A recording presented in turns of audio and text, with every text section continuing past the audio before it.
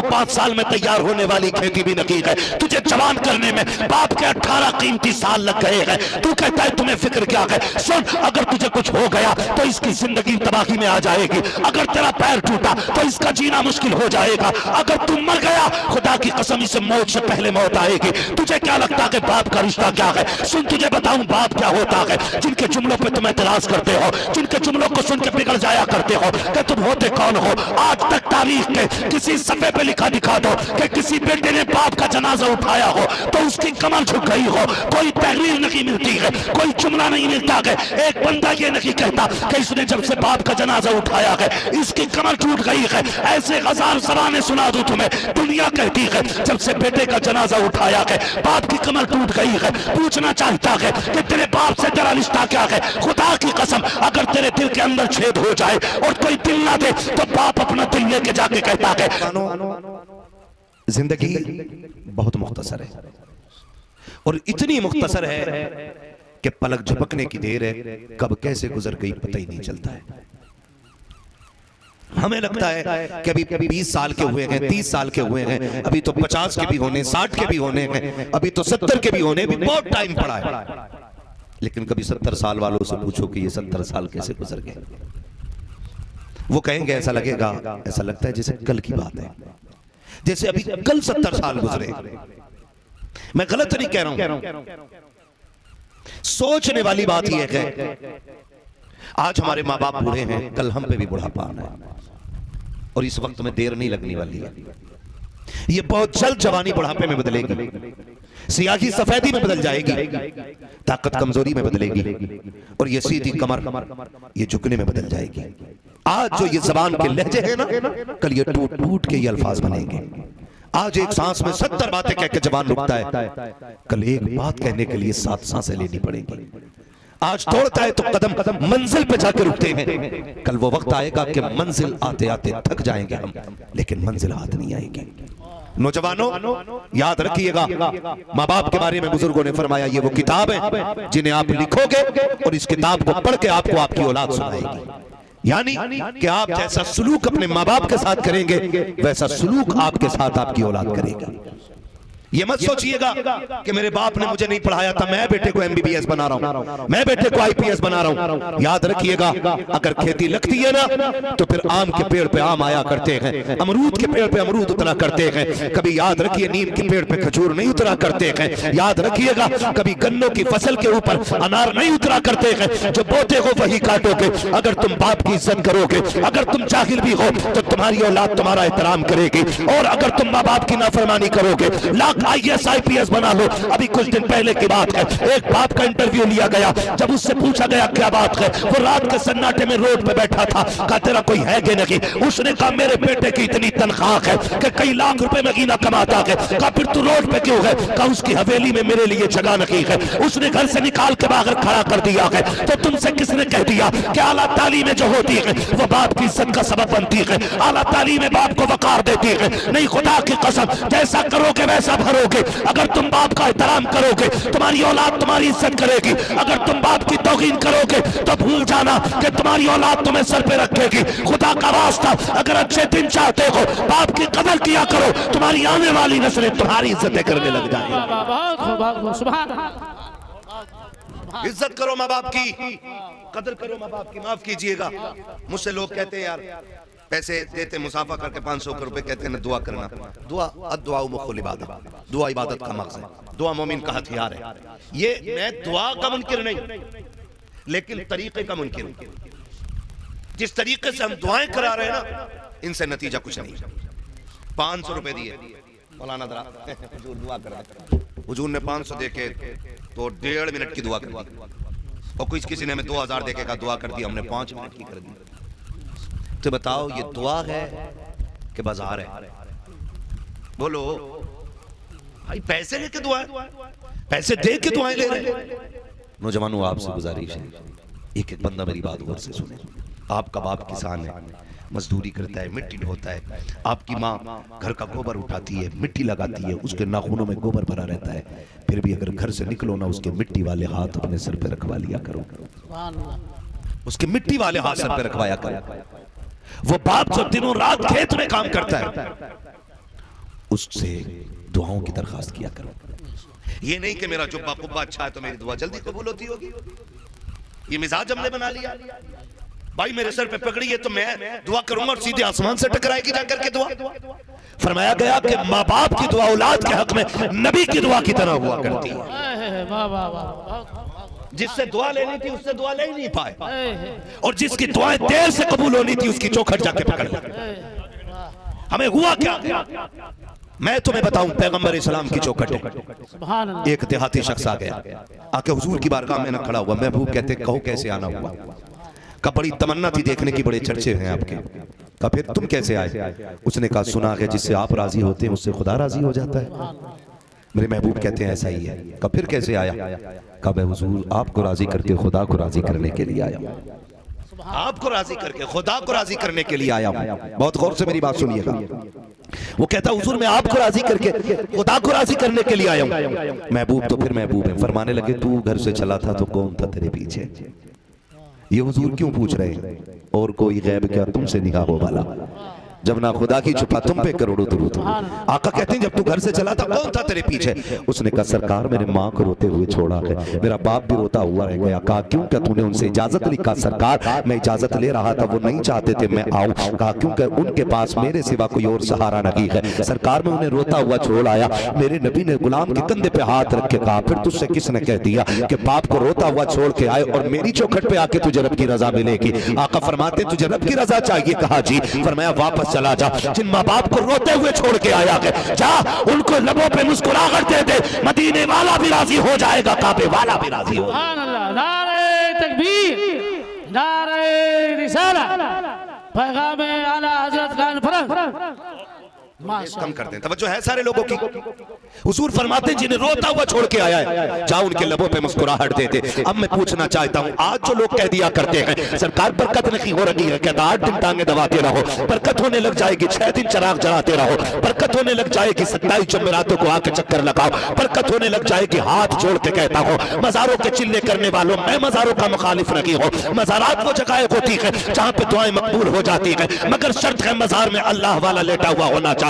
आज मजारों की भी कसरत का आलम यह है, तिरंगे शाह पतंगे शाह बनंगे शाह सबके मजार बनते चले जा रहे हैं। कसरत से मजार इतने हो गए हैं कि अब आम खास की तमीज नहीं रह गई है। अब पता नहीं चलता कौन अल्लाह वाला लेटा है कौन दुनिया वाला लेटा हुआ है। हमने सभी के मजार बनाने शुरू कर दिए हैं। तुम्हें खुदा का वास्ता देकर कहता हूँ अगर हर शख्स के मजार की इजाजत होती तो सबसे पहले हुक्म होता कि हर बेटा बाप का मजार बनाए, हर बेटा माँ का मजार बनाए, लेकिन नहीं, हर किसी के मजार नहीं बनाए जाते हैं। मजार सिर्फ अल्लाह वालों के बनते हैं। खुदारा बंद करो ये मजारों के तमाशे, बंद करो ये मजारों के खेल। अब इतने मजार रखो जितने हैं या उनके मजार बनाओ जो मजार के लायक है, ताकि पता चले कि जो इस गुंबद में लेटा है कोई गुंडा नहीं बल्कि अल्लाह वाला लेटा हुआ है। वाह वाह वाह वाह वाह, क्या कहने, बहुत बहुत उम्दा फिक्र, माशाअल्लाह, बहुत उम्दा। कैंप बना के रखा, ये भी एक कैंप चल रहा है, ये भी एक माफिया है। हाँ वो एटा साइड में एक जगह एक रात में उन्होंने कई मजार निकाल दिए। नाम नहीं लूंगा, लोग चढ़ जाते हैं। कई मजार के रात मेरे खाम में ना आए थे, यहाँ 6 वली लेटे और जो भाई हमारी कौम ने टूट के उस पे चादरें चढ़ाई है, टूट के जो चादरें चढ़ाई और जो गोलक में पैसा डाला, सामने जिसका खेत था कहने लगा मुझे पूरे 72 निकालने हैं अपने खेत में। वो 72 मजार निकालने के चक्कर में वो भाई ये भी एक किस्म का माफिया हो गया। हमारी कौम इसके अंदर आकर के बर्बाद हो गई है। मैं पूछना चाहता हूं सीधी बात बताकर, हुजूर ये कहते हैं कि माँ बाप को राजी कर ले, मैं भी राजी हो जाऊंगा, खुदा भी राजी हो जाएगा। तो फिर पैर दबाने वाले बाबा से पूछो बता तेरी खिदमत जरूरी है या माँ बाप की खिदमत जरूरी है? जाके पूछो ना उससे कि तुम्हारी खिदमत जरूरी है, माँ बाप की खिदमत जरूरी है। नौजवानों हाथ जोड़ के कह रहा हूँ खुदा के वास्ते समझ जाना। हम ये देखते हैं कि आज मजारों की जो गोलकें हैं इतनी बड़ी बड़ी गोलकें होती हैं, जो जानता है 50-100 रुपए डालता है। मैं इसका मुखालिफ नहीं कि डालो ना डालो, लेकिन मुझे इतना बताओ वो माँ जो बूढ़ी बैठी हुई है दरवाजे पे, जिसके तुम 70 रुपए का चश्मा नहीं बनवा के दे रहे हो, जिसके चश्मे की टांग टूट गई है, 50 रुपए लगा करके तुम बाप का चश्मा नहीं बनवा रहे हो, वो कई बार दिन में ठोकर खा के गिरता है, तुम कहते हो मुझे फुर्सत नहीं है। बाप वो परेशान है एक चश्मे को लेकर के, तुम 500 रुपए गोलक में डाल रहे हो, क्या अल्लाह तुम्हारे इस खर्चे से राजी हो जाएगा? मुझे बता तो सकी, जो 7 बार जाकर के हर हफ्ते में 7 दिन जाकर के मजार पे चिराग जला रखा के 7 बार उसने माँ से नहीं पूछा तूने पानी पिया है कि नहीं, तूने खाना खाया है कि नहीं, बता तेरे इस चिराग से अल्लाह राजी कैसे हो जाएगा? वो बूढ़ी माँ जब बिस्तर पे बैठी रह गई, काश एक बार बेटा भी खाने को पूछने आ जाता, एक बार बेटा जाकर के खाने को नहीं पूछता कि बंद करो ये मजारों की इबादतें, बंद करो ये शख्सियत परस्तियां, इबादत सिर्फ अल्लाह की करो, माँ बाप की फरमाबरदारी करो। खुदा की कसम जमीन पे रहोगे तब भी खुदा राजी रखेगा, जमीन के नीचे चले जाओगे तब भी खुदा राजी रहेगा। क्या कहने, बहुत बहुत उम्दा फिक्र, माशाअल्लाह। दिल के पपोले जल उठे सीने के दाग से, इस घर को आग लग गई घर के चिराग से। बताओ कौन नहीं चाहता है कि मैं बाप बनूं? कौन नहीं चाहता कि मेरी लंबी उम्र हो? सारे ही चाहते हैं ना। तो फिर लंबी उम्र चाहते हो तो उसकी खैर की भी कोशिश किया करो, खैर की भी कोशिश किया करो। और ये मत सोचना कि भाई इतना इकट्ठा कमा के रख दूं ताकि मुझे बेटों के आगे हाथ ना फैलाना पड़े, इस धोखे में मत रहना। जब तकदीर का कलम चलता है तो तदबीरें रखी रह जाती हैं, ये याद रखिए। आप ये मत सोचना मेरा बैंक बैलेंस है, मैं अपने अब्बा को 5 रुपए नहीं देता था, मैं तो निकाल के खाता रहूंगा। एक फोड़ा अल्लाह निकालेगा कमर में, तेरा पूरा बैंक बैलेंस खाली, और फिर तुझे उसी मकाम पे लाके रखेगा जहां तेरा बाप था। बच नहीं पाओगे। याद ये बुजुर्गाने दीन बैठे हुए, अल्लाह सलामत रखे, अल्लाह इनकी जूतियों का सदका अता करे। हाँ, जो चंद गुनाह ऐसे हैं जिनकी सजा अल्लाह ने दुनिया में भी रखी है और आखिरत में भी रखी है, उन्हीं में से एक जुर्म ये है माँ बाप की नाफरमानी करना, जिसकी सजा दुनिया में भी है आखिरत में भी, और उसकी सजा आखिरत में भी है। और मैं तो नौजवानों से कहना चाहता हूं, खुदा की कसम माँ बाप की खिदमत करने लग जाओ। बड़े बड़े बिजनेस फेल हैं इसके आगे। जब उनकी झोलियां फैलती हैं ना तो अल्लाह फिर नस्लों के रिज्क का इंतजाम फरमा दिया। नस्ल के रिज्क का इंतजाम फरमा दिया करता है। माँ बाप कितनी बड़ी दौलत है। और बंदा ना 10 रुपए की दवा दिला के कहता जाओ बैठो अभी तो दिलवा के लाया था तुम्हारी दवा। ये मैं सफेद वाले बुजुर्गों से कह रहा हूँ, ये बैठे हैं और भी आपकी महफिल में होंगे सफेद बाल हैं। खुदा की कसम खा के बताओ कौन जिसे माँ प्यारी नहीं है, कौन जिसे बाप प्यारा नहीं है। आज है तो नौजवानों हम कदर नहीं करते, है तो उसकी आवाज़ हमें बुरी लगती है तो हम उससे लड़ जाया करते हैं, तो उसकी आवाज़ पर गुस्सा करते हैं, तो कहते हैं जी कोई बात नहीं है तो उसको देखने के लिए तैयार नहीं है। जिस दिन ये चले गए ना उस दिन तड़पते रह जाओगे, पूरी दौलत लेके फिरोगे, हाथ में कोई तुम्हें माँ बाप जैसी दौलत दोबारा नहीं दे सकता है, कोई नहीं दे सकता है। आज है तो कहता तुम्हारे खर्चे उठाऊं कि अपनी औलाद का खर्चा उठाऊं, तुम्हारे खर्चे उठाऊं कि बच्चों के खर्चे उठाऊं। आज अगर 10 रुपए कमा के लाते हो, 5 रुपए की चीज बच्चों के लिए लेके आते हो, तुम माँ बाप से छुपा के लाया करते हो, तुम नहीं जानते हो। जब तुम माँ बाप से छुपा के लाते हो तुम्हें माँ बाप की वो कुर्बानियां कैसे भूल जाया करती हैं। मुझे बताओ तो सही, कल ये बाप जब मजदूरी करता था, अभी कुछ दिन पहले की बात थी, मजदूरी करने के लिए कुछ लोग गए, यानी गोश्त खरीदने के लिए गए, तो भगवा आतंकवादियों ने आकर के उन पे हमला किया। बच गई जान, किस्मत अच्छी थी, वरना मारने में कसर नहीं रखी थी। बहाने बना करके मुसलमानों को मारा जा रहा है। लेकिन सिर्फ इतना समझाना चाहता हूँ, वो जो किसी तंगाई के आकर हथकंडे चले थे वो भी बाप था, वो किसी का भाई भी था, वो रिश्तेदार किसी के रिश्ते निभाने के लिए आए थे। तुम्हें क्या लगता है यूं ही हम पल गए हैं, ऐसे ही जवानी आ गई है, ऐसे ही हम 6 फीट के हो गए हैं, ऐसी कितनी सोबतें हमारे बाप ने उठाई है तब जाकर के हमें जवानी की दहलीज पे कदम रखने का मौका मिला है। कितने लोगों की गालियां बाप ने खाई है तब जाकर के हमारे जेब पे कलम आया है। कितने लोगों के ताने बाप ने सके हैं तब जाकर के हमें ये वकार मिला है, हमें ये मकाम मिला है। आज इस मनसब पे बैठने के बाद अगर हम बाप को मुंह न लगाए तो हमसे बड़ा बदबख्त कौन हो सकता है। इस मकाम को पाने के बाद अगर हम बाप की इज्जत न करें हमसे बड़ा कमीना कौन हो सकता है। और तुम्हें खुदा का वास्ता, जितने चाहो बुलंद हो जाओ, जितने चाहो ऊंचे हो जाओ, लेकिन कभी माँ बाप के सामने ऊंचे ना होना, कभी उनके सामने बुलंद ना होना। तुम नहीं जानते हो जिंदगी का मजा क्या है। मजा तो तब है जब IPS अधिकारी आप बन जाए, IAS आप बन जाए, और जब घर में आओ फिर अपनी पगड़ी उतारो, अपना कैप उतारो, अपनी वर्दी उतारो और माँ बाप के कदमों में फिर गुड्डू बन के बैठा करो, पप्पू बन के बैठा करो। लोग ऐश तलाश करने के लिए कोई कश्मीर जा रखा है, कोई नैनीताल जा रखा है। आओ मैं तुम्हें बताता हूँ, आराम न कश्मीर में रखा है न नैनीताल में रखा है, रब ने आराम उठा करके माँ के कदमों में संभाला। इनके कदमों में बैठा, क्या कहने, इनके पास बैठ करके इनसे दुआएं लिया करो। अल्लाह ने इनके कदमों में बरकत रखी है। आज इनसे लेता ही कोई नहीं, लेता ही कोई नहीं। अपने पास कहता तुम चुप रहो, तुमने क्या देखा, गांव से बाहर ही नहीं निकले तुम। मैं पूरा मुंबई घूम के आया हूँ, तुम्हें हाजी अली पे छोड़ दूंगा तो तुम घर नहीं आ पाओगे। ये दिखा रहा पावर अब्बा को बेटा। हाँ, तुम्हें नाकासाकी छोड़ दिया, तुम फला फला नहीं पहुंच पाओगे। तुम क्या जानते हो, तुम चुप रहो, तुम घर में रहो, मैं बड़ा हूं। और याद रखना, हुकूमत करने वाले दिलों पे कभी कभी मिला करते, हजरत हुजूर कह के तो दुनिया आवाज देती है, जब नाम लेने वाले दुनिया में होते हैं ना तो फिर जीने का मजा ही कुछ और होता है, फिर जीने का मजा ही कुछ और होता है। जब नाम लेना बाप और माँ, फिर कलेजे ठंडे पड़ जाते हैं, कलेजे ठंडे पड़ जाते हैं। आपसे मेरी गुजारिश है, कभी माँ बाप से बड़े ना बनना, और बन भी नहीं सकते हो, बन भी नहीं सकते हो, कितनी भी कोशिश कर लो। वो कुछ दिन पहले की बात है, एक नौजवान का एक्सीडेंट हुआ, हादसे में उसकी रीढ़ की हड्डी टूट गई, तो अब कुछ नसें उसके साथ डैमेज हुई तो हाथ काम करना छोड़ गए। शादी हुई थी, बीवी ने कहा तलाक चाहिए। कहा क्यों? कहा तेरे जैसे अपाहिज के साथ कौन जिंदगी गुजारेगा। बीवी छोड़ के चली गई। वो कहता है कि जो मेरे दोस्त थे ना, जो मेरे साथ रोज दावतें खाने आते थे, रोज शाम का खाना मेरे साथ खाते थे, जिस दिन से एक्सीडेंट हुआ 2-3 दोस्तों के अलावा सैकड़ों दोस्तों में से कोई नहीं आया। कहता जब मेरी आंख खुलती सुबह को तो मेरे पास कोई नहीं होता, मेरी बूढ़ी माँ मेरे पायथी में बैठी हुई मिला करती थी। अल्लाह, ये माँ बाप होते हैं। बूढ़ी माँ कहता मेरी पायथी में बैठी मिला करती थी, कोई नहीं होता था मेरे बिस्तर में। एक अपाहिज बेटे को माँ बाप पूरी जिंदगी पाल लेते, लेकिन एक मजबूर बाप बेटे से 6 महीने नहीं पाला जाता है। 6 महीने में तंग आके कहता जी दुआ करो अल्लाह को मिट्टी प्यारी हो जाए। अब अब्बा की हालत नहीं देखी जाती। और शर्म कर, जिसे तू लावारिस या मोहताज अपाहिज समझ रहा है, तू नहीं जानता है जब इसे ठोकर लगती है ना, अल्लाह इसके इस अमल से राजी होकर के तेरे घर में रिस्क की बरकतें नाजिल फरमाता है। तुम्हें क्या लगता है तुम मुंबई जा रहे हो, तुम यहाँ नात पढ़ रहे हो, तकरीर कर रहे हो और पैसे आ रहे, ये तुम्हारा कमाल है,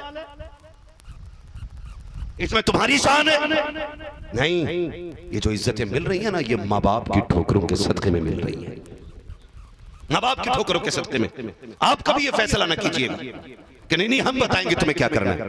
मैं तो आज भी कहता हूँ कभी उनके पास बैठ के पूछ अब्बा क्या करना है, उसका दिल बड़ा करो। हम बड़े जालिम हो गए, बड़े जालिम हो गए, पीर के पैर दबाने बैठ जाते हैं। वो अब्बा जो रोज थक के आया 2 मिनट उसके सरों में हाथ नहीं डाला, तुमने सर में हाथ नहीं डाला, कभी उसके हाथ नहीं दबाए, वो दुनिया चूमने आती। माफ कीजिएगा भी मेरी रवैये से शायद किसी को बुरा लगाओ, मुझे अच्छा नहीं लगता है कि हाथ पैर ऐसे चूमो चाटो, उड़ के लग जाओ, मौलवी को नोच के ले जाओ। क्या नतीजा भाई, हमें चूमे चाटने में लगे हो, हम तुम्हें हजरे अस्वद नजर आ रहे हैं?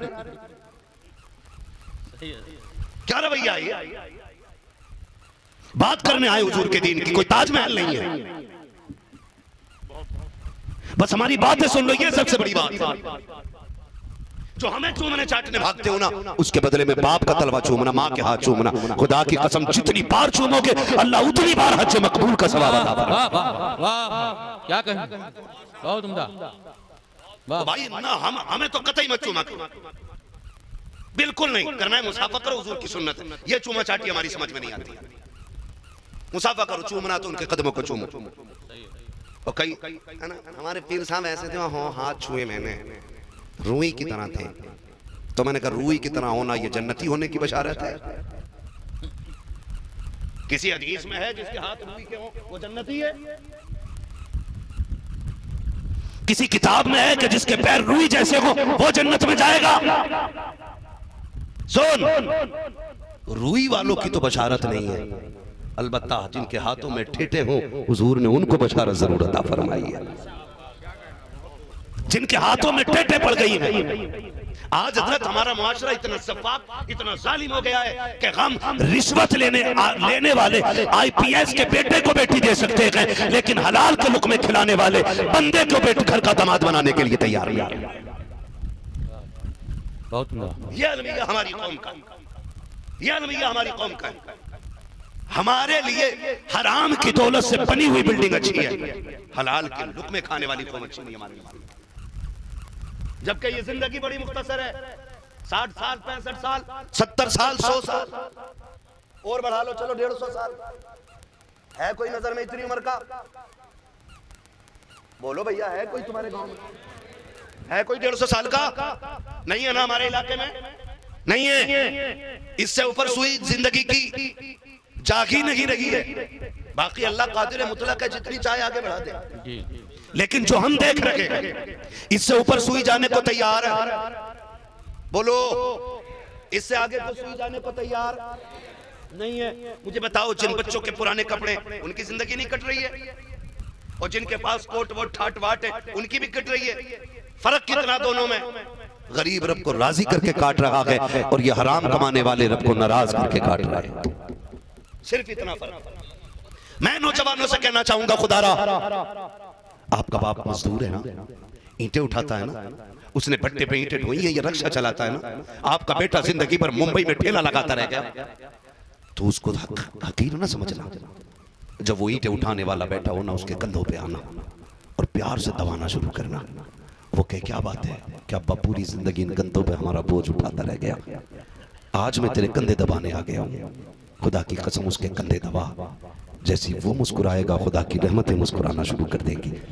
आज बेटे कहते तुमने मेरे लिए किया क्या है, क्यों? कहा देखो गुड्डू की देखो कितनी ऊंची बिल्डिंग है, पप्पू की देखो कितनी ऊंची बिल्डिंग है। बाप अपनी मेहनत पे फिर अफसोस करता है, काश मैंने तेरी तरबियत ऐसे न की होती, मैं नादान रक्शे चलाता रह गया ताकि तू हलाल के लुक़्मे खा सके, मैं लोगों की मजदूरी करता रह गया ताकि तू हलाल के लुक़्मे खा सके, ताकि मेरी औलाद जहन्नम से बच जाए। मैंने तेरे लिए पूरी जिंदगी रक्शे चलाए हैं। और फिर औलाद कहती तुमने हमारे लिए किया है। नौजवानों, मैं आपसे कहना चाहता हूँ, अगर आपका बाप मजदूर है तो उसको सर का ताज बना के रखिएगा। अगर आपके बाप ने रातों दिन मेहनत की है तो उसको सर का ताज बना के रखिएगा। इसलिए कि जब कभी सन्नाटे के वक्त में वो रात को लेटा हुआ हो, अपने बाप के पैर दबाना और कहना एहसान है बाबा तेरा। वो कहे किस बात का एहसान, कि तूने लोगों की तरह हराम के लुक़्मे ला करके हमारे जिस्म को जहन्नमी नहीं बनाया। ए मेरे बाप, तू खून बहा करके किसी का आँख छीन के नहीं लाया था, बल्कि पसीना बहा करके हलाल के लुक़्मे लेकर के आया था। अल्लाह उसी हलाल के सदक़े में तुझे भी जन्नत देगा, तेरी औलाद को भी जन्नती बना दे। सुभान अल्लाह, सुभान अल्लाह। इसलिए बेटों से गुजारिश है, बाप की मजदूरी पे गुस्सा ना कीजिए, बाप की मजदूरी पे राजी रहिएगा, उसकी तारीफ कीजिएगा, उसकी हौसला अफजाई कीजिएगा। कभी उसे तोलने की कोशिश मत करना। क्या कमाया अब्बा तुमने 60 साल में, ये छप्पर, और देखो मैंने 6 महीने में कितनी ऊंची बिल्डिंग बनवा दी। सोन भाई, तू अगर रोज क्विंटलों सोना भी पैदा करता है ना, तो तू अपने बाप के उस एहसान का बदला नहीं दे सकता है जो तुझे उन्होंने सांसें दे के तेरे ऊपर किया है। इसलिए नौजवानों से मेरी गुजारिश है, बाप की इज्जत करें, बाप की कदर करें। बाप बड़ी चीज है। घर में आते हो ना, एक तेज आवाज हमें आती है, सभी के साथ होगा, नौजवान बैठे सारे नौजवान सुन रहे हैं ना मेरी बात समझ में आ रही है ना सबके? जो समझ रहे जरा कह दें या रसूल अल्लाह। वक्त मुकम्मल हो चुका हो चला है, 1 बजने को है। बस मैं चंद बातें आपसे कह के मैं बात समेटने लग गया हूँ।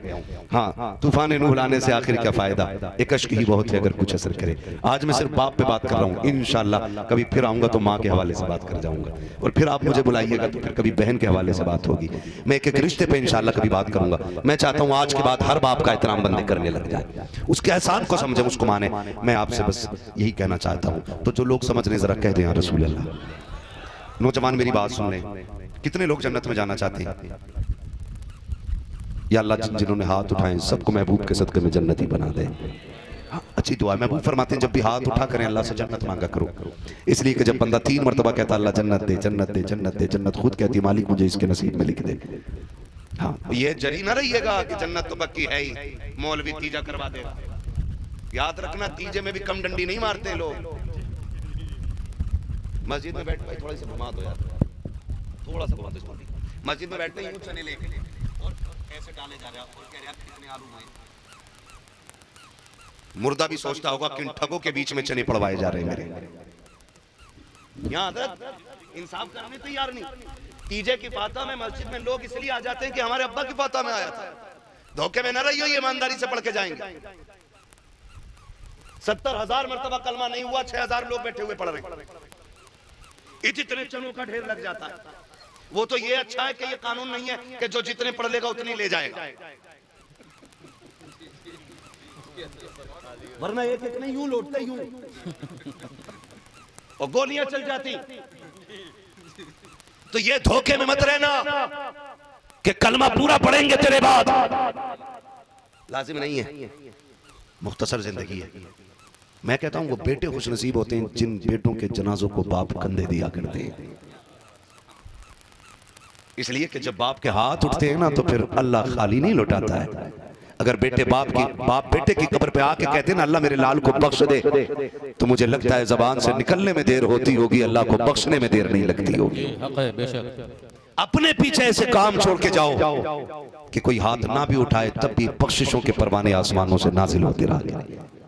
मेरी नौजवानों से गुजारिश है, मैं बात अर्ज कर रहा था, नौजवानों जिंदगी बड़ी मुख्तसर है और छोटी सी है। मौत इतने करीब है कि हमारा साया भी उतना करीब नहीं है।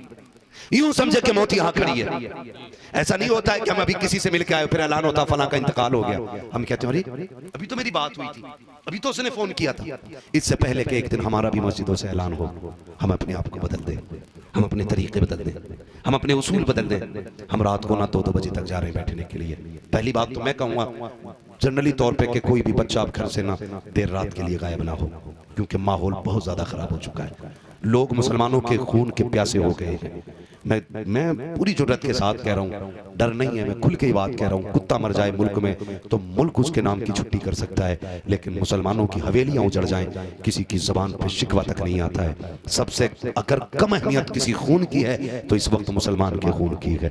अगर सबसे कम वैल्यू किसी की रह गई है तो मुसलमान की रह गई है। आपसे मैं कहना चाहूंगा नौजवानों, सोच समझ के घर से निकला करो। ये जो सफेद बालों वाले बाप होते हैं ना, ये बिला वजह गुस्सा नहीं होते हैं, इनकी नाराजगी वजह होती है। ये जो कहते हैं रात को देर से ना आया करो, तुम ये कहते थे कि तुम होते कौन हो रोकने वाले, तुम होते कौन हो टोकने वाले, तुम्हें क्या मतलब है टांग टूटेगी मेरी टूटेगी, चोट लगेगी मुझे लगेगी। अच्छा तो इतना बड़ा दादा हो गया, अपने बाप से कह रहा चोट लगेगी तो मुझे लगेगी, इन्हें क्या मतलब है? तो सुन मतलब कितना बड़ा है। अगर कोई शख्स अपने आंगन में दरख्त लगाता है तो उसको ईंटों से घेर के रखता है, लकड़ियों से बाड़ा बना देता है ताकि कोई बकरी बकरा आकर के उसके पत्ते ना खा सके, उसकी टहनी ना तोड़ सके। अगर किसी दरख्त की टहनी को कोई बकरा मुंह से चबा देता है और पड़ोसी का बकरा हो तो बसाओ काट गोली न चल जाती है कि तूने मेरे दरख्त को तोड़ कैसे दिया, तेरे बकरे की वजह से एक पेड़ का नुकसान हो गया है, मुझे बता तो सही। अगर पेड़ पालने वाला एक पेड़ से इतना प्यार करता है तो औलाद पालने वाले को औलाद से कितना प्यार होता होगा। तू पूछता है कि तुम्हें क्या फर्क पड़ता है, तो सुन तुझे बताओ, अगर कोई शख्स अपने आंगन में दरख्त लगाता है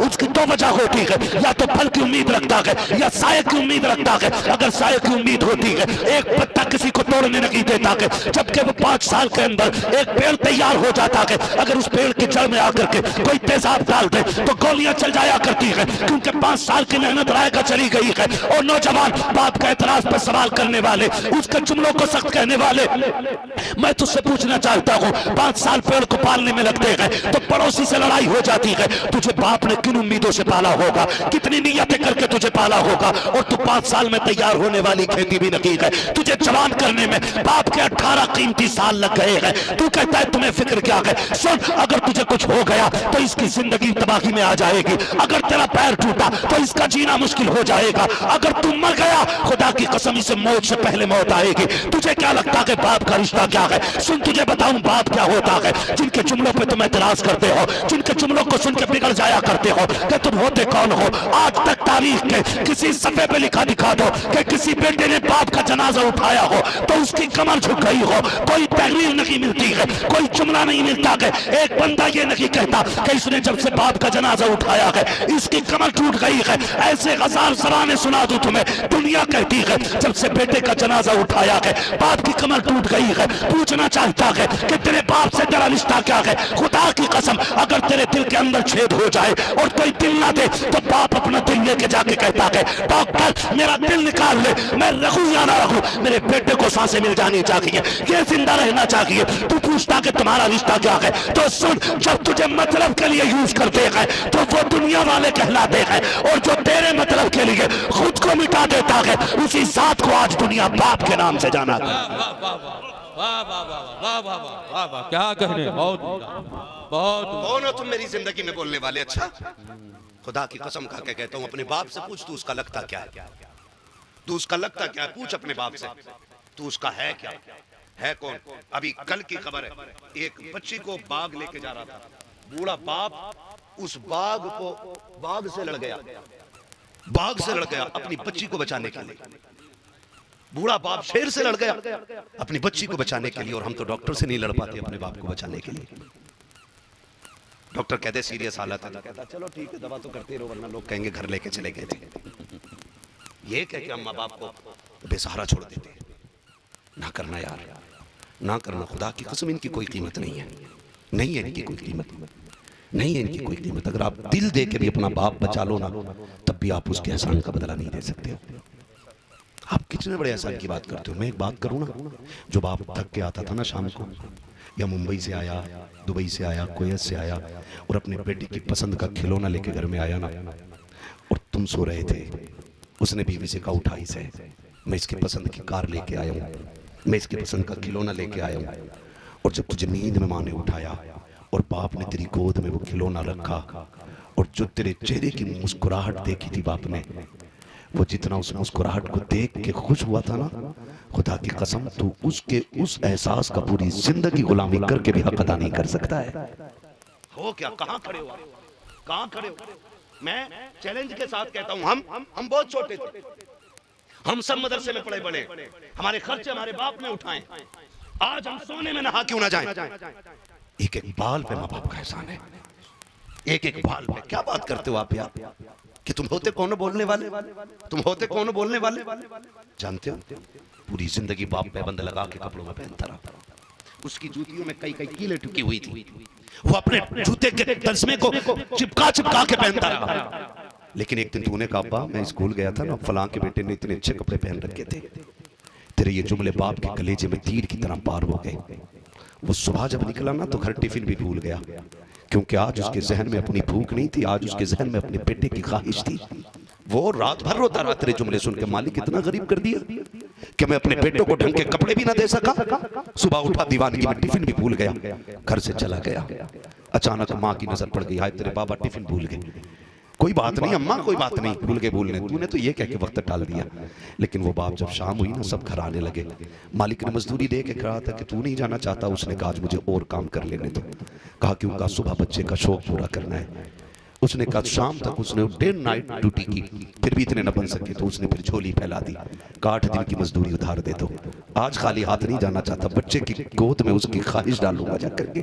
और वो जब रात के सन्नाटे में आया, तेरे नए कपड़े लेकर के जब आया ना, खुदा की कसम जो तेरे बदन पे डाल के उसने हसरत भरी निगाह से देख के तुझे चूमा था ना, पूरी जिंदगी गुलामी करके भी तुम उसके उस बोसे का हक अदा नहीं कर सकते हो। आज हमारे पास गाड़ियां, आज गाड़ियां हैं और बाप बोझ है हमारे ऊपर, बाप बोझ। एक एक बंदा याद करे, हम छोटे थे, अच्छे खासे 8 साल के हो गए थे, हमने कहा किधर का बाजार का, मैं भी जाऊंगा। उसने कहा चल।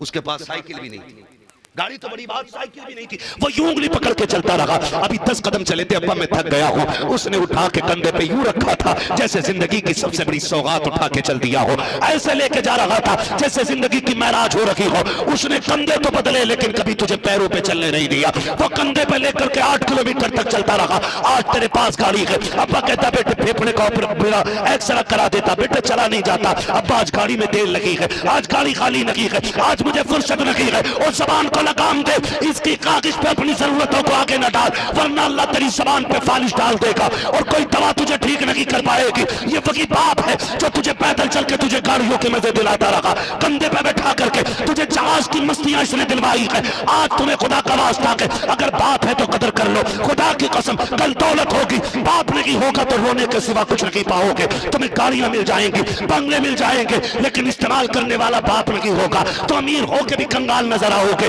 पैसे वाले होके भी आप भिखारी नजर आओगे। सबसे अमीर वो नहीं होता है जिसके पास सोना ज्यादा होता है, अमीर वो होता है जिसके सर पे माँ बाप का साया हुआ करता है। क्या कहने, सुभान अल्लाह। करो इनकी, इनसे कहते हो तुमने हमारे लिए किया क्या, तुम कौन होते हो हमसे पूछने वाले। सुन बस आखिरी बात, रात को आते हो वहां पे आप कहते कहां था अब तक, कहता मुंह बंद रखो, मुंह बंद रखो। डांट क्यों रहा भाई, क्यों इस लहजे में बात कर रहा है बाप से? कहा मेरी मर्जी है, मेरे अपने यार दोस्त हैं, मैं उनके साथ जिंदगी नहीं गुजार सकता। सुन भाई, अगर यार दोस्तों पे ज्यादा घमंड है ना तो मैं तुझे बता दूं, जब दुनिया तेरे पीछे पड़ जाएगी ना और सारे रास्ते बंद हो जाएंगे, फिर तू मदद के लिए दोस्तों की तरफ जाएगा और दोस्त जब ये देखेंगे कि इसका साथ देने में हम भी फंस जाएंगे, तो वो जो तेरे साथ जीने मरने की कसमें खाते थे ना, वो मुंह फेर लेते, मुंह फेर लेते। धोखे में मत रहना, मेरा पक्का यार है, बचपन का यार है। मैंने बड़े बड़े यार देखे, बड़े बड़े यार देखे इतनी सी कम उम्र के अंदर। जमाने को बहुत बदलते हुए देखा है हमने। जिस दिन मुसीबत में आएगा ना और मदद करते वक्त दोस्त सोचेगा कि मैं फंस सकता हूं इसकी मदद करने में, वो भी तुझे पहचानने से इनकार कर लेगा। और जब वो इनकार करेगा, सारे रास्ते बंद होंगे ना, फिर तू पलट के ना रोता हुआ बाप की चौखट पे जाएगा। बाप अगर कमर टूट गई है, पैर काम नहीं कर रहे, बिस्तर पे पड़ा होगा और तू कुछ भी ना कहेगा ना, मुंह लटका के बैठ जाएगा। बाप बाप होता है, तेरा चेहरा देख के कहेगा क्या बात है बेटे, क्या बात है। फिर तू रोएगा और तू दुख बयान करेगा ना, तो बिस्तर पे पड़ा बाप उठ के कहेगा दुख क्यों उठा रहा है, अभी तेरा बाप जिंदा है। वो बिस्तर पे पड़ा बाप तुझे कहेगा अभी मैं जिंदा हूं, घबराने की जरूरत नहीं है बेटे, अभी दुनिया से लड़ जाऊंगा मैं। जिन दोस्तों के लिए माँ बाप छोड़ देते हो तुम, दस्तरखान लगा। माँ ने कहा बेटे खाना खा। बड़े बुरे कहते हैं ना बगैर खाए घर से नहीं जाना चाहिए। माँ ने दस्तरखान लगा दिया। अभी बैठे ही थे कि अचानक मैसेज आ गया, ओ मेरा गोलू यार गेट पे खड़ा है। दस्तरखान छोड़ा भाग लिए। माँ आवाज देती रह गई। अब्बा पूछता रह गया कहाँ जा रहा है, कहाँ जा रहा है? कुछ नहीं बस अभी आ रहा हूँ। ये कह के तुम निकल गए। तुम 1 बजे तक दोस्तों के साथ मंडी मार्केट घूमते रहे। तुमने फ्राई भी खाई, बिरयानियां भी खाई, शौक उड़ाए, मच्छेदार चीजें खाते रहे। लेकिन तुम्हें पता है तुम्हारा दस्तरखान पे रखा हुआ खाना माँ इसी तरह देखती रही जिस तरह से लगाया था। वो बार बार दरवाजे को देखने आती थी, अभी बेटा नहीं आया है, बेटा नहीं आया है। माँ बाप कहते कि हम बाद में खाएंगे, पहले बच्चों को खिलाएंगे। जब तू आधी रात में पेट भर के यारों के साथ खा के आया, बूढ़ी माँ ने कुछ भी नहीं खाया था, बाप भी फाके से लेटा हुआ था, आंख लग गई उनकी, बुढ़ापा था। तूने दरवाजा बजाया, अंदर से आवाज आने की बजाय कुछ देरी हो गई, तू फिर तो आग बबूला हो गया। बूढ़े माँ ने उठ करके जैसे मुश्किल से जाके दरवाजा खोला, फिर तूने आग बरसाना शुरू कर दी। नौकर हूं तुम्हारा, कब तक तुमने इंतजार कराया? आवाज नहीं आती है, कैसे सोते हो? खुदा का वास्ता तुम कभी माँ के देर से उठने पे गुस्सा ना करना, उनके देर से आने पे गुस्सा ना करना। वो हाकिम है, तेरे नौकर नहीं है, उनके साथ कभी सख्त कलामी ना करना। वो दरवाजा खोल देते हैं, ये बड़ी बात है। ये अलग बात है देर से खोलें या जल्दी खोलें, दरवाजा खोल दे यही बड़ी बात है। उनके देर से उठने पे गुस्सा ना करना। आज तूने गुस्सा दिखा दिया, का क्या कर रहे थे? गुस्से करते करते घर में दाखिल हुआ। माँ ने कहा लाल रोटी तो खा ले। तूने कहा नहीं खानी है मुझे रोटी, मुझे अपने तो हाथ का खाना ना खिलाओ। ये कह के जब तुमने माँ को ताने दिए, माँ शाम से भूखी बैठी थी, तेरे आगे का खाना उठा के ऐसे रख दिया, पूरा बाप ऐसी बिस्तर पे लेटा रह गया। तूने कहा खबरदार मेरी जिंदगी में बात करने की इजाजत नहीं है। तो सुनो जवान, आज अल्लाह की इज्जत की कसम खा के कहता हूँ, आज तुझे जिसके लहजे बुरे लगते हैं, जिसकी आवाज से तुझे नफरत है, रातों को आने के बाद जिसके टोकने से तुझे घृणा आती है, याद रखना जिस दिन ये सफेद कफन में लिपट के चले जाएंगे, जिस दिन 4 लोग इन्हें कंधे पे लेके चले गए, फिर रात को 2 बजे आना या 3 बजे आना, कोई फर्क पूरी हवेली पे किसी पे पड़ने वाला नहीं है। ना कोई तुझसे रोटी को पूछने वाला होगा, ना कोई तेरे लिए दस्तरखान पे इंतजार करेगा। आज ये कह तो तेरी रोटी की फिक्र करते हैं, आज ये कह तो तेरे खाने की फिक्र करते हैं। जिस दिन ये सफेद कफन में लिपट के चले जाएंगे, फिर किसी को दस्तरखान पे तेरा इंतजार नहीं होगा, फिर किसी को तेरी राहों में बैठने का, वक्त देने का कोई मौका नहीं मिलेगा। फिर तू रात के सन्नाटे में आएगा, तू चारों तरफ निगाह दौड़ाएगा, तुझे बाप की चारपाई तो नजर आएगी, लेकिन लेटने वाला बाबा नहीं होगा। दीवार से लगी एक लाठी भी दिखाई देगी, लेकिन पकड़ने वाला बूढ़ा बाप नहीं होगा। फिर गौर से देखेगा, एक बिस्तर सिमटा हुआ रखा है, ये वही बिस्तर पे जिस पे खुदा की रहमतें उतरा करती थी। तू चाहेगा कि इस बिस्तर से फिर से कोई आवाज आए, लेकिन बिस्तर हमेशा हमेशा के लिए खामोश हो चुका होगा। फिर तू परेशान होगा, तेरे कान तलाश करेंगे, काश फिर से वो करज वाली आवाज उठे, कोई मुझसे रात का हिसाब ले, कोई मेरा कान पकड़ के कहे अब तक कहां था। खुदा की कसम खा के कहता हूं, तेरे कान तरस जाएंगे, लेकिन ये आवाज दोबारा नहीं सुनाई जाएगी। और तुम्हें खुदा का वास्ता अपने माँ बाप से सख्त लहजे में बात न करना, इनसे गुस्सा न करना, इनकी आवाज को जहमत नहीं खुदा की रहमत समझा करो। इसलिए कि जब तक ये आवाज आती है, सिर्फ आवाज नहीं बल्कि अर्श से रिस्कों के फैसले भी उतारे जाया करते हैं। वाह वाह क्या कहने। अल्लाह सलामत रखे। इसलिए मेरे अजीज सारे नौजवानों से गुजारिश, आज के बाद कभी बाप के सामने ऊंची आवाज में बात नहीं करेंगे इंशाअल्लाह। वादा करते हैं इंशाअल्लाह। कहीं ऐसा तो नहीं है मौलवी का पसीना रायगा जाए। मैंने इतनी मेहनत इसलिए नहीं की कि तुम सुभान अल्लाह कहो, तुम नारे लगाओ। मैं इन चीजों का वैसे भी कायल नहीं। मैं तो चाहता हूँ बात 10 मिनट हो, लेकिन दिल पे उतर जानी चाहिए। अगर जलसे में आने के बाद एक बंदा भी नहीं बदला तो फिर जलसों की जरूरत नहीं है। इतना जिक्र तो मस्जिद में भी होता रहेगा। इन महफिलों में आने के बाद दिल बदलने की कोशिश करो, दिल बदलने की कोशिश करो, दिल बदलने की कोशिश करो। जानते हो नबुव्वत का दरवाजा बंद है, भी विलायत का दरवाजा बंद नहीं है। माँ अगर झोली फैला दे तो गुनाहगार बेटे को भी वली बना दिया करती है। इनकी दुआएं लिया करो, इनकी दुआएं लिया करो। बायजीद बुस्तामी रहमतुल्लाह अलैह, दुनिया जानती है कौन बायजीद है। ये वो बायजीद है, कहते अम्मी जब छोटे थे ना बचपन में, माँ ने कहा जा कुरान पढ़ के आ, चले गए। माँ छोड़ के आई, रोते हुए मदरसे में रुके, रोते हुए रुके। लेकिन बीच में ना 6 महीने गुजर गए। ख्याल आया, माँ की याद आई। 6 महीने बाद माँ से मिलने के लिए बायजीद आ रहे हैं। बचपन का जमाना है। घर आए, सलाम किया, माँ ने जवाब दिया। माँ ने कहा बेटे हाफिज हो गया? कहा नहीं अम्मी। माँ ने मुंह फेर लिया। कहा मैंने वादा नहीं किया था कि उस दिन तेरा मुंह देखूंगी जिस दिन तू पूरा कुरान का हाफिज बन के लौटेगा। ये कह के माँ ने चेहरा फेरा, उल्टे पैर लौट गए मदरसे।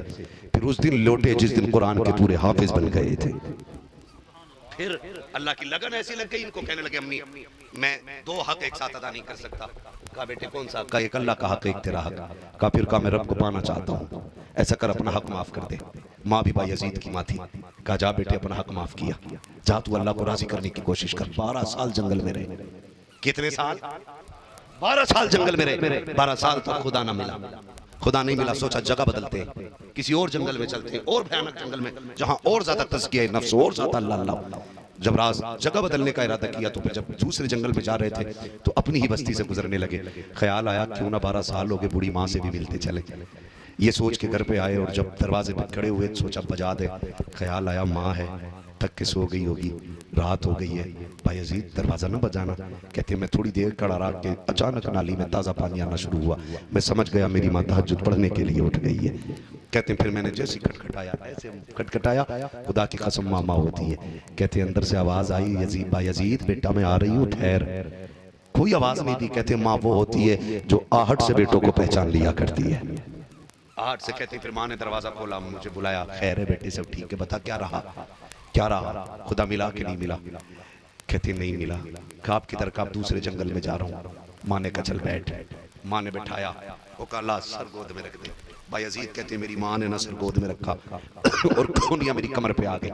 और कहती वो नीली छत वाले रब, 12 साल हो गए मेरे बेटे को तुझे ढूंढते ढूंढते। भाई अजीज की माँ दुआ करती है जिस मंजिल को मेरा बेटा पाना चाहता है वो मंजिल मेरे बेटे के लिए आसान फरमा दे। भाई अजीज कहते हैं अल्लाह की इज्जत की कसम माँ ये कहती जाती थी, रोती जाती थी और कहते कि जितने आंसू उसकी मेरी कमर पर टपकते जाते थे उतने ही मराकिल मेरी नजरों के तय होते जा रहे थे। कहते हैं किसी ने कहा भाई अजीज बताओ तुम वली कैसे बने। कहते हैं किसी को विलायत 12 साल में मिली, किसी को 24 में मिली। भाई अजीज वो है जिसकी माँ की दुआओं ने चंद लम्हों ने वली बना दिया है। सुभान अल्लाह। आपसे अब मैं कहना चाहूंगा आखिर में माँ बाप से दुआएं लिया करें। जरूरी नहीं है कि वो मस्जिद का इमाम होगा तभी दुआएं कबूल होंगी आपके। जरूरी नहीं है वो काबे का इमाम है, मजदूर भी है ना, खेती करके आया, ईंट उठा के आया और उसकी जब झोली फैलती है ना अल्लाह मेरे बेटे को वली बना दे। खुदा की कसम हाथ उठने में देर होती है, रब के खजानों से भीख मिलने में देर नहीं हुआ करती है। इसलिए मेरी आपसे गुजारिश है माँ बाप की इज्जत करेंगे इंशाल्लाह, करेंगे इंशाल्लाह। और जिनके माँ बाप दुनिया से चले गए अगर वो सोच रहे होंगे कि हमने बड़ी दौलत गवा दी है तो फिर एक बात मेरी सुनने, अगर माँ बाप नहीं है ना तो कब्रिस्तान जाना, कब्रिस्तान जाना। फरमाया गया उनकी कब्र को चूमो, जो माँ बाप की कब्र को बोसा देता है गोया वो काबे की चौखट को बोसा दिया करता है। हाँ, और फरमाया गया जो जुमेरात जुमे के दिन माँ या बाप या दोनों में से किसी एक की कब्र पे जाए अल्लाह उसके सारे गुनाहों को माफ फरमा दिया करता है। सोच जिसकी कब्र की जियारत में अल्लाह ने इतनी नेकियां रखी हैं उसके चेहरे की जियारत में अल्लाह ने कितनी नेकियां रखी होंगी। तो सुबह उठ के मुस्कुरा के एक बार बाप को देखना है, कोशिश करनी है हमें राजी रखना है इनको किसी भी हाल में। मैं एक किताब पढ़ रहा था उस दिन, एक अजीब रिवायत निगाहों के सामने से गुजरी। महबूब अलैहिस्सलाम ने फरमाया क़यामत में बड़े से बड़ा गुनाह लेके आ जाना, साथ में माँ बाप की फरमाबरदारी लेके आना। अल्लाह बंदे को जहन्नम में दाखिल नहीं करेगा उसके गुनाहों की वजह से, बल्कि माँ बाप की फरमाबरदारी की वजह से अल्लाह उसको जन्नत में दाखिल फरमाएगा। उसके आगे था कि बड़े से बड़ी नेकी लेके आ जाना, सारे नवाफिल फराइज वाजिबात सब लेके आना, और माँ बाप की नाफरमानी लेके आ गए ना तो तुम्हारी नेकियों की वजह से अल्लाह तुम्हें जन्नत में नहीं दाखिल करेगा बल्कि माँ बाप की नाफरमानी की वजह से तुम्हें जहन्नम में दाखिल करेगा। इतनी बड़ी चीज है माँ बाप की फरमाबरदारी। उम्मीद करता हूँ इंशाअल्लाह आइंदा हर बंदा माँ बाप की फरमाबरदारी करेगा। मैं आपको बताऊं कि मैं बंदा बीमार हूँ, मैं एहसास नहीं होने देता हूँ और मुझे ये शौक भी नहीं है कि मैं किसी बात करो ना माइक पे बैठ के रहूँ। 1 घंटा बहुत होता है। देखो मैं तुम्हें बताऊं बाबू, शजरा सुना थे, इतनी अच्छी महफिल खुदा करे कि मैं समझता हूँ कि ये बरकतें मुस्तफ़ा के बेटे के कदमों की है कि एक बंदा शुरू से बैठ के हुजूर की बातें सुन लगा गया। और इंशाअल्लाह उम्मीद की जाती है कि इन बातों का असर सिर्फ जलसे तक नहीं घर तक रहेगा। इंशाअल्लाह रहेगा ना इंशाअल्लाह। भाई सारे नौजवान वादा करते हैं इंशाअल्लाह। हाँ, तो हमारे ऑपरेटर साहब कहाँ गए हमारे भाई? बहुत अच्छा साउंड इनका बोलता है। मैं कहता हूँ जलसे जब भी कराया करो इन्हीं को बुलाया करो। कई बार इतना चूरन वाला माइक लगा देते हैं लोग कि मौलवी फेफड़े खो देता उसमें। रात भी इतना शानदार माइक था, इन्हीं का ही था रात भी ना। हाँ, अब थोड़ा सा इनको इको दे दें, बच्चे कह रहे हैं हुजूर का शजरा पढ़ दिया जाए और थोड़ी आवाज बढ़ा दो ताकि मेहनत कम लगे। हज़रत जितनी तकरीर में मेहनत लगती है उतनी शजरे में लग जाती है, ठीक है ना। मुझे पसीना आ रहा है, मेहनत आपकी भी लगी है। मैं कुछ लोगों को देख रहा हूँ उनके माथे पे पसीना, मोहब्बतों का शुक्रिया। और ये मेरी वजह से नहीं है, ये हुजूर की मोहब्बत में बैठने की वजह से सब कुछ है। वरना मेरे जैसे तो कितने जिंदगी खत्म हुई और कलम सूख गए, तेरे औसाफ का एक बाप भी पूरा ना हुआ। कितने आएंगे चले जाएंगे और क़यामत तक हुजूर का दीन और हुजूर की बातें बाकी रहेंगी। हमारे जैसों के आने जाने से कोई फर्क नहीं पड़ने वाला है। अल्लाह आपको सलामत रख के मुझे हुजूर का शजरा पढ़ना है। अब जिसने शुरू से अब तक मेहनत नहीं की अब आखिर में मेहनत कर दे, जरा बोल दे सुभान अल्लाह। क्या बात है, सलामत रहे। हाँ, अल्लाह सलामत रखे। इतनी अच्छी महफिल लग गई है। कारी निसार साहब माशाल्लाह, अल्लाह आपको और आपकी इस पूरी महफिल को और हमारे इमाम साहब क़िबला किधर, हाँ माशाल्लाह, ये इतने बुजुर्ग माशाल्लाह हैं कि इनकी सफेदी की अगर बात करें, फरमाया गया जब बंदे के बाल सफेद हो जाते हैं तो अल्लाह उस बंदे से खुद हया फरमाया करता है। इमाम बड़ा अच्छा ढूंढ के रखा है आपने माशाल्लाह, खुदा सलामत रखे। ये मत देखना कि यार ये देर से उठ के आते हैं, ये कमजोर हैं, नहीं नहीं नहीं, जितना बुजुर्ग बंदा उतना अच्छा लगता है। हाँ। और याद रखिएगा, मैं तो समझता हूँ कि सफेद बाल हो जाना ये रब का बहुत बड़ा इनाम होता है बंदों पे। सफेद बाल, एक मुहद्दिस का विसाल हुआ और पूछा गया क्या हुआ, कब बख्शे गए, कहा किस बुनियाद पे, कहा और तो कुछ नहीं मालूम, जब मैं इंतकाल करके गया रब की बारगाह में हाजिरी हुई, रब ने फरमाया क्या करता था, मैंने कहा तेरे महबूब की हदीस बयान करता था। तो रब ने फरमाया कौन सी हदीस बयान की, एक हदीस कोई सुना। तो कहते मैं चूंकि सफेद बाल थे मेरे, मैंने मतलब की हदीस बयान की। मैंने कहा मालिक तेरे महबूब ने फरमाया जब किसी के बाल सफेद हो जाते तो अल्लाह उस बंदे से हया फरमाता, फिर उसे अजाब नहीं देता है। तो कहते हैं जब मैंने ये हदीस पढ़ी तो अल्लाह ने फरमाया जा मैंने तुझे बिना हिसाब के जन्नत अता फरमा दी है। तो ये बुजुर्ग लोग हमारे अल्लाह ने सलामत रखे और इनकी सरपरस्ती में ऐसी महफिलें सजा करती है माशाल्लाह। जो दबंग लोग होते हैं ना, हड़बड़ वाले लोग, ना तुम्हें भी ड्रामे तमाशे जलसों में भी हुआ, महफिलों की रौनक के खत्म, मतलब ही खत्म, जलसों का खत्म होता जा रहा है। बस थोड़ी से कूद लिया हो, मजा आ गया, इसका कोई नतीजा नहीं। मजा तो तब है जब लोग पूछे रात जलसे में थे, सादात इकराम भी थे, हुजूर के दीन के नौकर भी बैठे थे, क्या बदलाव आया। तो कम से कम इतना तो सुबह को कह सके कि हम जलसे से पहले माँ बाप के नाफरमान थे, जब से पलट के आए हैं माँ बाप के फरमा बरदार बन के बैठे हैं। हाँ माशाल्लाह, सारे इलाके ये खूबसूरती है। और एक जरूरी बात हजरत ने फरमा ली, जिसका मैं लायक या अहल था वो मैं कर चुका हूँ। हाँ, गुफ्तगू हो गई और जलसा बहुत अच्छे वक्त से शुरू होकर अच्छे वक्त मुकम्मल हो रहा है, ये भी बड़ा जरूरी है। तकरीर लंबी ना कराया करो, पता चले कि मजदूरी करने वाला भी सुबह को सो रहा और फजर पढ़ने वाला भी सो रहा है।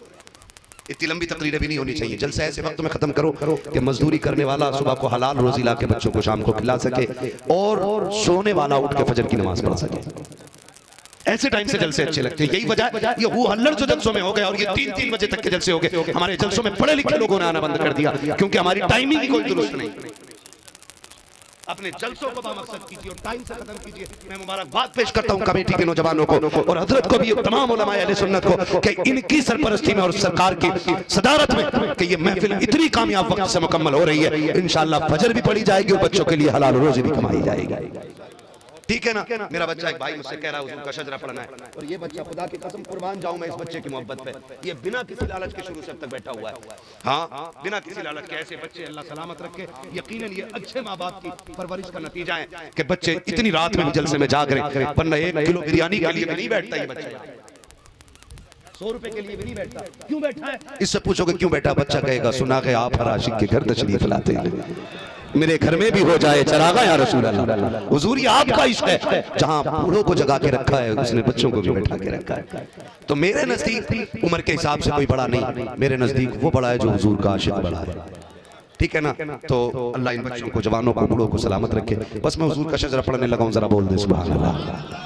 पीछे वाले लोगों ने बहुत सुस्ती से काम किया और ये सोच रहे हमारा काम तो आगे वाले लोग कर रहे, हमें तो मौलवी देख ही नहीं रहा होगा। मौलवी देखे ना देखे हुजूर देख रहे, ये याद रखिएगा। हुजूर देख रहे, मौलवी को दिखाई दो ना दो, मुस्तफा को सब दिखाई देता है। आला हजरत ने कहा और कोई गैब क्या तुमसे निहा हो भला, जब ना खुदा की छुपा तुम पे करोड़ों दुरूद। ठीक है जी। अब जरा सारे बोल रहे सुभान अल्लाह। इतनी जोर से बोलो कि जितना पसीना मुझे आया उसका 1 ग्राम आपको आ जाए सुभान अल्लाह की वजह से। क्या बात है, सलामत रहे। अल्लाह करे ये आवाज हुजूर के गुंबद खजरा तक पहुंच जाए, है ना।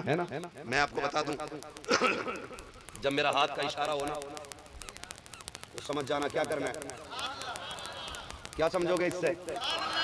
खाली सुभान अल्लाह ही नहीं, ये भी समझ जाना मौलवी की सांस थक गई है और मौलवी लंबी सांस लेना चाहता है। छोटी छोटी सांस तो मैं लेता रहूंगा, जब लंबी सांस लेनी होगी तब मैं हाथ का इशारा करूंगा, उस बीच में आप सुभान अल्लाह कहोगे, उसी की आड़ में मैं सांस लूंगा। बात सच्ची अच्छी रहती है भाई, है ना। जब हाथ उठने लगे समझ लेना मौलवी थक रहा। कहीं ऐसा मत करना तुम सुभान अल्लाह कहना भूल जाओ, मौलवी सांस लेना भूल। कल कन्नौज में भी तकरीर करनी है जाकर, कन्नौज से आगे और तालीग्राम है तकरीबन, उससे भी 30-35 किलोमीटर आगे जाना है, ठीक है ना। तो और मैं बता दूं, यकीन करें कई बार ना लोग कहते हैं सही से खाओ तकरीर करनी है, तो मैं ये जहन में डाल दूं कि मौलवियों की थकन मुर्गे और बकरों से नहीं उतरती। हम लोगों की थकन अगर बंदे सुभान अल्लाह डट के कह दें तो सारी उतर जाया करती है। इतनी कमजोर सुभान अल्लाह से तो मैं गोंडा तक भी मुश्किल से पहुंच पाऊंगा, इतनी कमजोरी से सुभान अल्लाह कहने। जरा बोल दे सुभान अल्लाह और जोर से। कुछ लोग अभी मुंह देख रहे हैं, अल्लाह ने मुंह खोलने की तौफीक अता फरमाए, वरना यहाँ नहीं तो कब्र में बहुत जल्दी खुलने वाला है।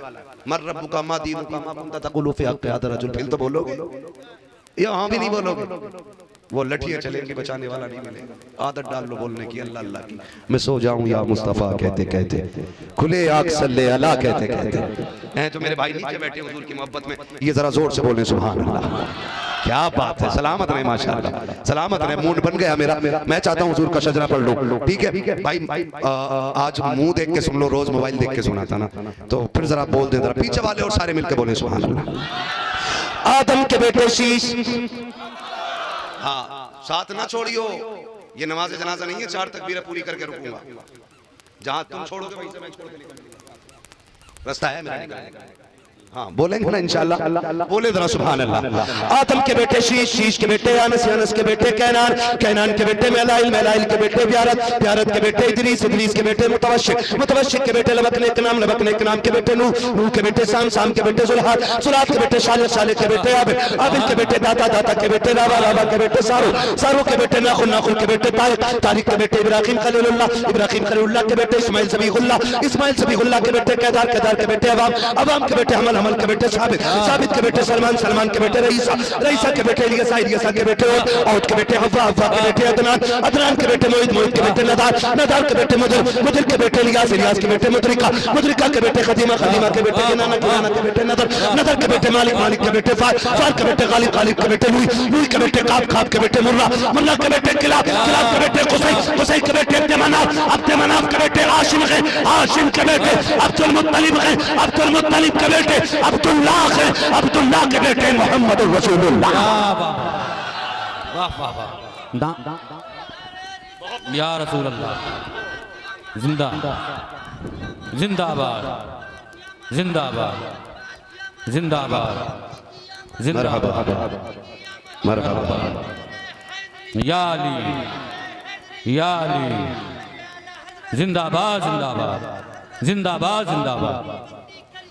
ताजुश शरिया, ताजुश शरिया, ताजुश शरिया, ताजुश शरिया, ताजुश शरिया, ताजुश शरिया।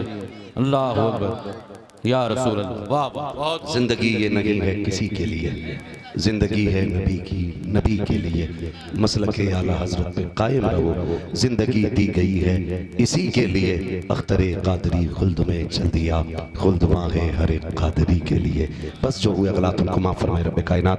जिंदगी ने दिया साथ, फिर होगी मुलाकात, चमन रहा फूल खिलेंगे, जिंदगी रही फिर मिलेंगे। मुसाफिर हम भी मुसाफिर हो तुम भी, किसी मोड़ पर फिर मुलाकात होगी।